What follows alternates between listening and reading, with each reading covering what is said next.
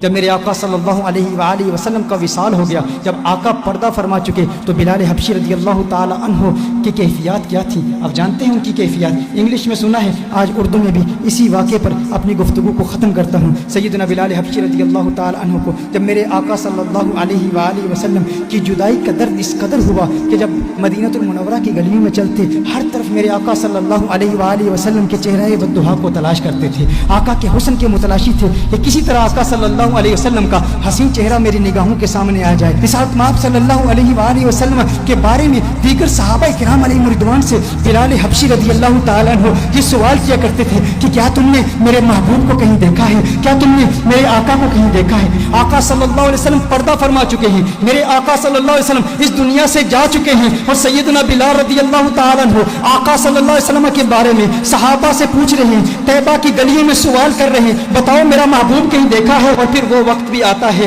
جب بلال حبشی رضی اللہ تعالیٰ عنہ مدینہ المنورہ کو چھوڑ کر ملک شام کے شہر حلب میں تشریف لے جاتے ہیں، کیونکہ طیبہ میں آقا کی یاد آتی ہے، طیبہ کی گلیاں آقا کی یاد دلاتی ہیں بلال حبشی رضی اللہ تعالیٰ عنہ کو۔ بلال حبشی ملک شام کے شہر حلب میں چلے جاتے ہیں، 1 سال حلب میں گزارتے ہیں، اور پھر ایک وقت ایسا آتا ہے قسمت انگڑائی لیتی ہے، مدینے والے کا دیدار کرتے ہیں، آقا خواب میں تشریف لاتے ہیں، خواب میں آ کے آقا بلال حبشی سے فرماتے ہیں، ہے میرے بلال میرے شہر کو کیوں چھوڑ دیا؟ ہے میرے بلال میری یاد نہیں آتی، مجھ سے ملنے کا جی نہیں کرتا، کیا تم مجھ سے ملنا نہیں چاہتا؟ بلال حبشی رضی اللہ تعالیٰ عنہ رات کے وقت آنکھ کھلتی ہے، بے چین ہو جاتے ہیں، فوراً بلال حبشی اٹھتے ہیں، اونٹی پر سوار ہو کے مدینہ المنورہ پہنچ جاتے ہیں، مدینہ المنورہ کے در و دیوار کو دیکھتے ہیں، آقا کو تلاش کر رہی ہیں بلال حبشی کی آنکھیں کہ آقا کہاں ہیں؟ خواب میں آ کے آقا نے بلایا تھا، پھر حجروں میں چلے جاتے ہیں، آقا کو تلاش کرتے ہیں، آقا نظر نہیں آ رہے، پھر بلال حبشی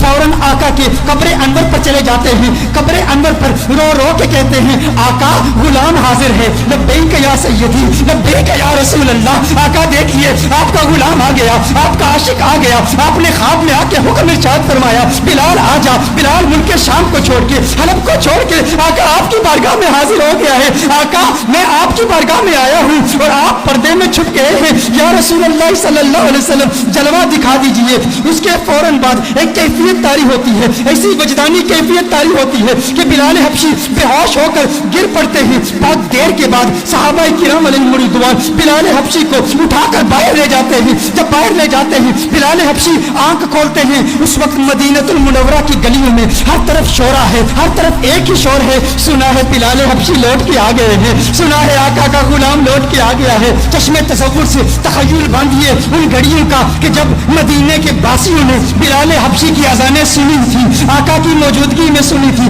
ہر طرف ایک ہی چرچا ہے بلال حبشی آ گئے ہیں۔ اب لوگ چاہتے ہیں بلال حبشی کی زیارت کریں کہ آقا کے جانے کے بعد، آقا کے پردہ فرمانے کے بعد، آقا کی جدائی کے بعد بلال حبشی کو کسی نے دیکھا نہیں تھا، 1 سال کے بعد بلال حبشی واپس آئے، اب ہر شخص آتا ہے مسجد نبوی شریف میں بلال حبشی کا دیدار کرتا ہے، اور پھر صحابہ عرض کرتے ہیں، ہے بلال ذرا اپنی آواز تو سنا دیں۔ میرے بھائیو، جب انسان کو کسی سے پیار ہوتا ہے، جب انسان کو کسی سے محبت ہوتی ہے، اگر وہ محبوب دنیا سے چلا جائے تو اس کے محبوب کے رشتوں پر بھی پیار آتا ہے۔ میں اپنا بتاؤں، میری دادی کا انتقال ہو گیا ہے، میری دادی سے مجھے بہت پیار تھا، بہت محبت ہے، آج بھی گھر میں اگر دادی کی عمر کی بوڑھی عورتیں گھر میں آئیں، وہ جو دادی کے ساتھ باتیں کیا کرتی تھی، جو دادی کے ساتھ گفتگو کیا کرتی تھی، آج بھی اگر ہم ان عورتوں کی آوازیں سنیں، میں کمرے سے گزرتا ہوں تو رک جاتا ہوں، وہ آوازیں مجھے اچھی لگتی ہیں، کیونکہ وہ آوازیں مجھے میری دادی کی یاد دلاتی ہیں۔ یہ وہی عورتیں ہیں جو دادی سے کلام کیا کرتی تھی،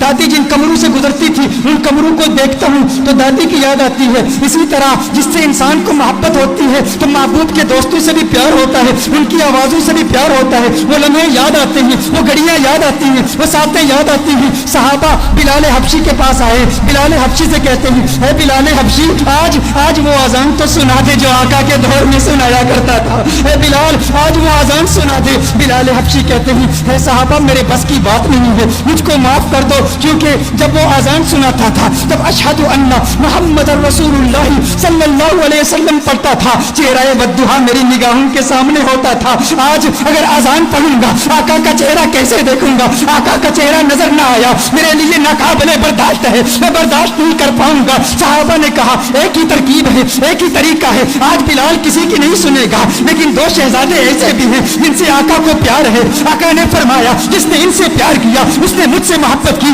جو ان کا دشمن وہ میرا دشمن۔ وہ کون ہے؟ وہ نواسے ہیں محمد عربی کے، وہ آقا کے نواسے ہیں۔ کہا اے بلال حبشی آج ہماری نہیں سنتے، ان شہزادوں کی تو سن لو۔ صحابہ حسنین کریمین کے گھر جاتے ہیں، حسنین کریمین کو بلا کے لاتے ہیں۔ امام حسین ہیں، بلال حبشی ہیں، امام حسین بلال حبشی کا ہاتھ پکڑتے ہیں۔ اے بلال دیکھ آقا کا نواسا آیا ہے، اے بلال ایک مرتبہ وہ اذان سنا دے، مجھے میرے نانا کی یاد ستا رہی ہے۔ بلال حبشی امام حسین کو اٹھا کے اپنی گود میں رکھ لیتے ہیں اور کہتے ہیں ہے میرے آقا کے شہزادوں، میں تمہاری بات کیسے ٹال سکتا ہوں، تمہاری بات کیسے رد کر سکتا ہوں، میں سناؤں گا اذان، بتاؤ کہاں سناؤں؟ امام حسین بلال حبشی کے ہاتھ کو پکڑ کے فوراً مسجد میں لے جاتے ہیں۔ کہا اس مسجد کی چھت پہ کھڑے ہو کے اذان سناؤ۔ اب بلال حبشی اذان پڑھتے ہیں، طیبہ کی گلیوں میں بلال حبشی کی وہ آواز گونجتی ہے اللہ اکبر اللہ اکبر اللہ اکبر اللہ اکبر اشہد ان لا الہ الا اللہ اشہد ان لا الہ الا اللہ۔ مدینہ المنورہ کے بازاروں میں بلال حبشی کی آواز جب گونجتی ہے تو طیبہ کے مکین بچے بزرگ نوجوان مرد عورتیں سب کمروں سے باہر نکل آتے ہیں۔ یہ آواز ہمارے لیے آقا کی یاد تازہ کر رہی ہے۔ دیکھتے ہیں کہ بلال حبشی آ گئے تو ننھے بچے بھی اپنی ماں سے پوچھتے ہیں آقا کے مؤذن تو آگے، آقا کب آئیں گے؟ ہماری آنکھیں تڑپ رہی ہیں، کب حسن مصطفیٰ کو دیکھ لیں، کب چہرہ والضحیٰ کو دیکھ لیں، کب آقا کے گنگریالے بالوں کو دیکھ لیں۔ ارے آقا کی سنگت میں چلنے والا غلام تو آ گیا، آقا کب آئیں گے؟ ادھر بلال حبشی اذان پڑھ رہے ہیں، اشہد ان لا الہ الا اللہ کے بعد جب بلال حبشی اشہد ان محمد رسول اللہ پڑھتے ہیں، دیکھتے ہیں چہرہ والضحیٰ نظر نہیں آیا، بلال بے ہوش ہو کے گر پڑتے ہیں۔ اس کے بعد جب بلال کی آنکھ کھلتی ہے اس کے بعد بلال کے لیے مدینہ المنورہ میں رہنا ناممکن ہو گیا، بلال واپس حلب چلے جاتے ہیں۔ یہ انداز ہے میرے آقا کے عاشقوں کے، ہم ہمیشہ کہا کرتے ہیں کیا وجہ ہے کہ یہ انداز ہماری نوجوان نسل کے دلوں میں ابھی تک منتقل نہیں ہوا۔ ہمارا بچہ کرکٹرز کے نام جانتا ہے، ہمارا بچہ فٹ بالرز کے نام جانتا ہے، ہمارا بچہ باکسرز کے نام جانتا ہے، ہمارا بچہ ریسلرز کے نام جانتا ہے، ہمارا بچہ دنیا کی سیلیبریٹیز کے نام جانتا ہے، ہمارا بچہ کارٹون کے کیریکٹرز کے نام جانتا ہے، ہمارا بچہ ہالی ووڈ سٹارز کے نام جانتا ہے، لیکن ہمارا بچہ آقا کی نگاہوں کے اسٹار بلال حبشی کا نام کیوں نہیں جانتا؟ یہ ہم پر فرض ہے، اگر عشق مصطفیٰ کی محفل سجائی ہے تو آج ارادہ کر لیں ہر روز رات سونے سے پہلے ہم بلال حبشی کے واقعات اپنے بچوں کو سنائیں گے، ہم حضرت ابو بکر کی قربانیاں اپنے بچوں کو سنائیں گے، مولا علی کی شجاعت کے واقعات اپنے بچوں کو سنائیں گے اور انہیں بتائیں گے